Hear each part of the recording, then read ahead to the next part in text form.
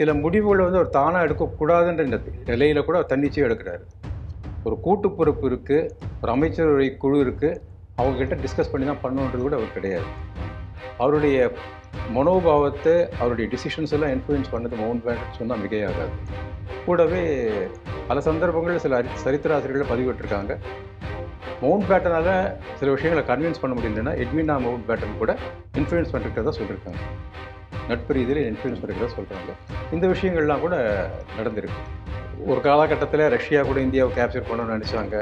அப்புறம் வடமேற்கு எல்லை வழியாக தான் எல்லா விதமான ஆக்கிரமிப்புலாம் வந்தது. இந்த விஷயங்கள்லாம் இருந்ததுனால அந்த பிரதேசம் கூட ரொம்ப அற்புதமான பிரதேசம்ன்றதால அவங்க கண்ட்ரோல் இருக்குன்னு நினச்சாங்க.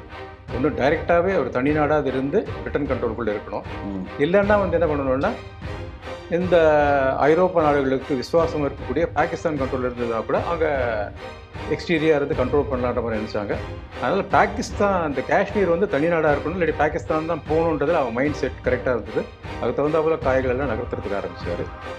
அந்த காஷ்மீர் விஷயத்தில் பிரச்சனையை உருவாக்குறதுக்கான முக்கியமான காரணங்கள் அவர் மகாராஜா ஹரிசிங் கிட்ட மவுண்ட் பேட்டன் சொல்கிறாரு, நான் நேருவையும் பட்டேலையும் கன்வின்ஸ் பண்ணுறது பிரச்சனை இல்லை, நீ போய் பாகிஸ்தானோட சேர்ந்துக்கோ அப்படின்னு சொல்கிறார் ஒரு கட்டத்தில்.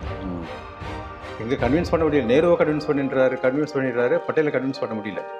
நேரு பட்டேலை கன்வின்ஸ் பண்ணுறதுக்கு ட்ரை பண்ணுறாரு. நமக்கு எதுக்கு பிரச்சனையாக இருக்குது விட்டுலான்ற.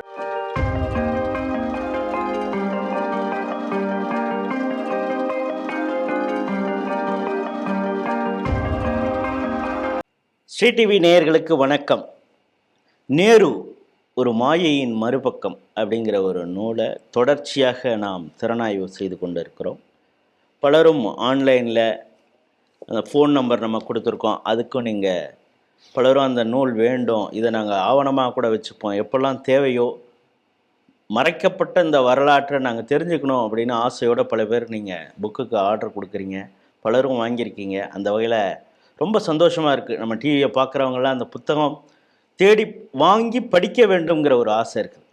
ஆனால் இந்த புத்தகத்தில் என்ன இருக்குங்கிறத நாம் தொடர்ச்சியாக நூல் ஆசிரியர் யாசு கண்ணன் அவர்கள்ட்ட நம்ம கேட்டு பேசிகிட்டு இருக்கோம்.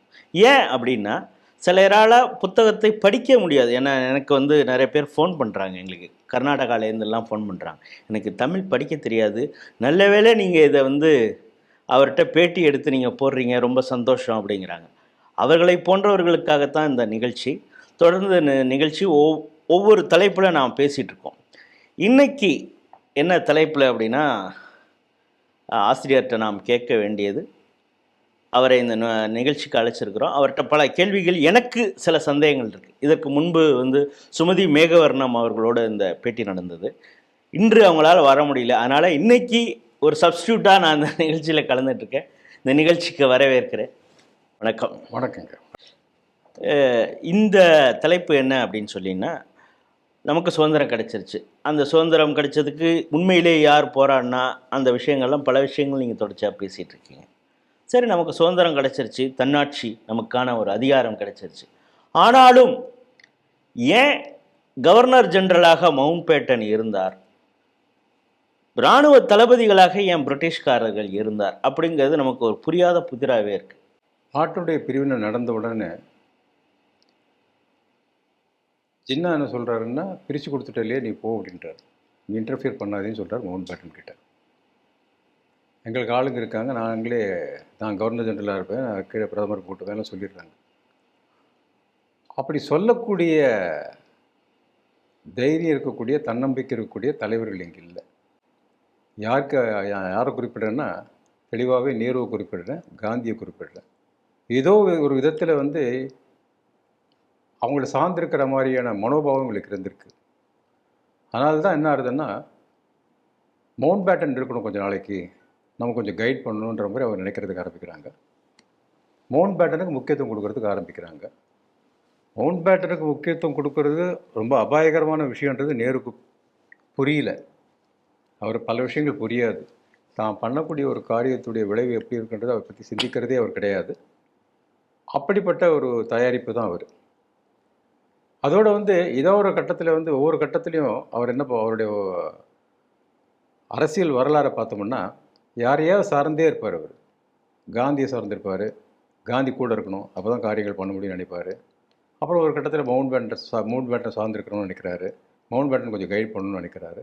அப்படி மவுண்ட் பேட்டனை வந்து முதல் கவர்னர் ஜெனரல் அவர் கொண்டு வர்றார். அதனுடைய விளைவு ரொம்ப சீரியஸாக இருக்குது. மவுண்ட் பேட்டன் அவ்வளோ ஈஸியாக அது ஒத்துக்கிடல. அவர் என்ன சொல்கிறாருன்னா, நான் இருக்கேன், ஆனால் வந்து இந்த இராணுவ குழு இருக்கு இல்லையா, பிளானிங்லாம் இருக்கு இல்லையா, மூலோபாயம்லாம் பண்ணுறாங்க இல்லையா, அதனுடைய அந்த நடவடிக்கை குழுவுடைய தலைவராக நான் தான் இருப்பேன்றார். இருந்துக்கோ அப்படின்றார், நீ இருந்துக்கோ அப்படின்றார். மவுண்ட் பேட்டனுக்கு ஒரு அஜெண்டா இருந்தது, பிரிட்டனுக்கு ஒரு அஜெண்டா இருந்தது. அப்புறம் என்ன பண்ணுறாரு, டிசிஷன்ஸ் எல்லாம் நான் எடுப்பேன், நான் எனக்கு நீங்கள் சப்போர்ட் பண்ணுன்றார். அதுக்கும் நேரு சரியன்றார்.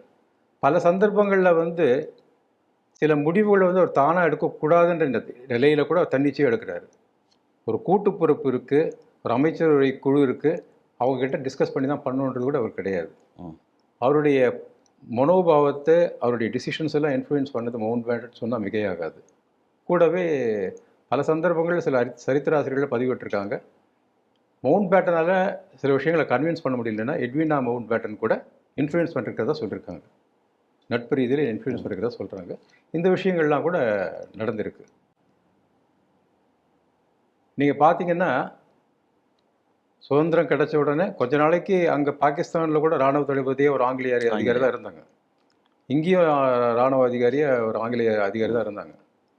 ஆனால் இங்கே போட்ட இராணுவ தளபதி இருக்கார் இல்லையா, அவருடைய சுபாவம் எப்படின்னா, பின்னால் அவரை பற்றி பேசலாம். நம்ம அவர் என்ன பண்ணுறாருன்னா, காஷ்மீர் பிரச்சனை உருவாக்குறதுல முக்கியமான ரோல் அவருக்கு இருக்குது. காஷ்மீரில் என்னென்ன ப்ராப்ளம்லாம் நடந்துட்டு இருக்குங்கிற விஷயத்தை மறைச்சிக்கிட்டே வந்திருக்கார். யார்கிட்ட மறைச்சார்? இங்கே இருக்கக்கூடிய இந்திய அமைச்சரவைக்கு மறைச்சார்.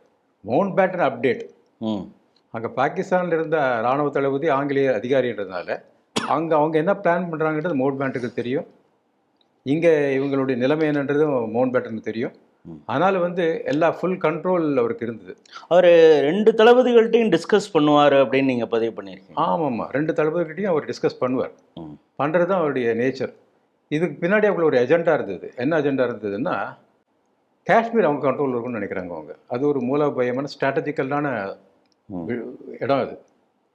நீங்கள் பல சந்தர்ப்பங்கள் சரித்திரத்தில் பார்த்தோம்னா, ஒரு காலகட்டத்தில் ரஷ்யா கூட இந்தியாவை கேப்சர் பண்ணணும்னு நினச்சாங்க. அப்புறம் வடமேற்கு எல்லை வழியாக தான் எல்லா விதமான ஆக்கிரமிப்புலாம் வந்தது. இந்த விஷயங்கள்லாம் இருந்ததுனால அந்த பிரதேசம் கூட ரொம்ப அற்புதமான பிரதேசம்ன்றதால அவங்க கண்ட்ரோல் இருக்குன்னு நினச்சாங்க. ஒன்றும் டைரெக்டாகவே ஒரு தனி நாடாக இருந்து பிரிட்டன் கண்ட்ரோலுக்குள்ளே இருக்கணும். இல்லைன்னா வந்து என்ன பண்ணணும்னா, இந்த ஐரோப்பா நாடுகளுக்கு விசுவாசம் இருக்கக்கூடிய பாகிஸ்தான் கண்ட்ரோல் இருந்ததுன்னா கூட அங்கே எக்ஸ்டீரியாக இருந்து கண்ட்ரோல் பண்ணலான்ற மாதிரி நினச்சாங்க. அதனால் பாகிஸ்தான், அந்த காஷ்மீர் வந்து தனி நாடாக இருக்கணும், இல்லாட்டி பாகிஸ்தான் தான் போகணுன்றதில் அவன் மைண்ட் செட் கரெக்டாக இருந்தது. அதுக்கு தகுந்தாப்புல காய்கள் எல்லாம் நகர்த்துறதுக்கு ஆரம்பித்தார்.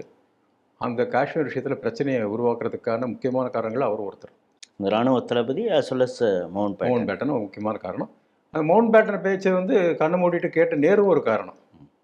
இப்போ நீங்கள் ஒரு கட்டத்தில் என்ன சொல்கிறீங்கன்னா, இந்த காஷ்மீர் இணைப்பு அப்படிங்கிறது காலதாமதமானதே கூட அதுக்கு நேருவும் ஒரு காரணம், மவுண்ட் பேட்டனும் ஒரு காரணம். ஆமாம், மவுண்ட் பேட்டன் காரணம் என்னென்னா, எப்படியாவது கன்வின்ஸ் பண்ணி மகாராஜா ஹரிசிங்கை வந்து பாகிஸ்தானோட போய் சேருன்றதுக்காக முயற்சியெல்லாம் பண்ணுறாரு. நேரடியாகவே அங்கே போய் பேசுகிறாரு.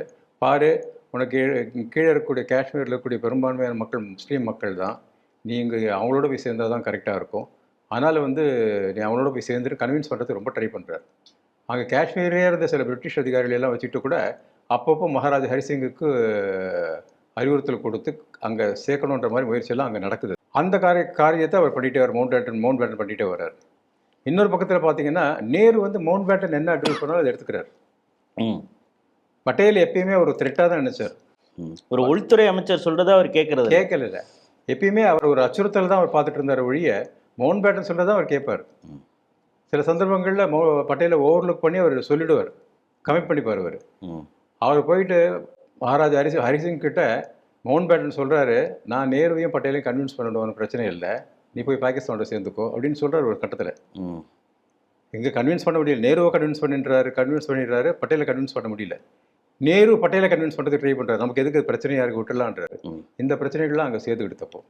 இப்போது பல சமஸ்தானங்களை ரொம்ப ஈஸியாக பட்டேல் அவர்கள் இணைச்சிடுறாரு. சர்ச்சைக்கு ரொம்ப ஒரு முரண்டு பிடிக்கிறது அப்படின்னா ஜுனாகத், ஹைதராபாத், காஷ்மீர். ஹைதராபாத்தை கூட இராணுவத்தை அனுப்பிச்சு அதுவும் நம்மளோட சேர்ந்து வந்துடுது. ஜுனாகத்தையும் இது பண்ணிடுறாங்க. காஷ்மீர் நான் பிறந்த ஊர், எங்களுக்கும் அதற்கு தொடர்பு இருக்குது அப்படின்னு சொல்லி தான் அந்த டாஸ்க்கை நேருவே எடுத்துக்கிறார். நமக்கு இப்போ இதில் என்னன்னா, ஹரிசிங் தயாராக இருக்கும் பொழுதே நான் இணைஞ்சிக்கிறேன்னு சொல்கிறப்பவே இவர் காலதாமதப்படுத்துகிறாரு. ஹரிசிங்கனுடைய பேச்சின் மீது இவருக்கு நம்பிக்கை இல்லை அப்படிங்கிறது மாதிரி ஒன்று. இப்போ இங்கே இருக்கிறவங்களே அது ஒரு லேண்டு தானே, அந்த காஷ்மீர் நம்மள்கிட்ட இருந்தால் என்ன இல்லைன்னா என்ன, அது பாகிஸ்தான்லேயே கூட இருந்துடலாமே அப்படின்னு, அது ஒரு பீஸ் ஆஃப் லேண்ட் அப்படிங்கிறது மாதிரி பார்க்குறான். காஷ்மீர் முதல்ல ஏன் நமக்கு முக்கியம்? நீங்கள் சரித்திரமாக சில விஷயங்கள் சொல்லியிருக்கீங்க, நம்ம நேயர்கள் தெரிஞ்சுக்கணும்ல, காஷ்மீர் இந்தியாவோட ஏன் இருக்கணும் அப்படிங்கிறதுன்னு ஒன்று இருக்குது. இந்த காஷ்மீர் இணைப்பில் இவர் எப்பவும் போல சொதப்பிறார் நேரு. பட் ஆர்எஸ்எஸ் அதில் இருந்து அந்த ஹரிசிங்கை மீண்டும் கன்வின்ஸ் பண்ணுறாங்க. ஏன்னா இவர் உதாசீனப்படுத்திடுறார் நேரு. இந்த 2 சம்பவங்கள் குறித்து நம்ம நேயர்களுக்கு நீங்கள் விரிவாக சொல்லலாம்.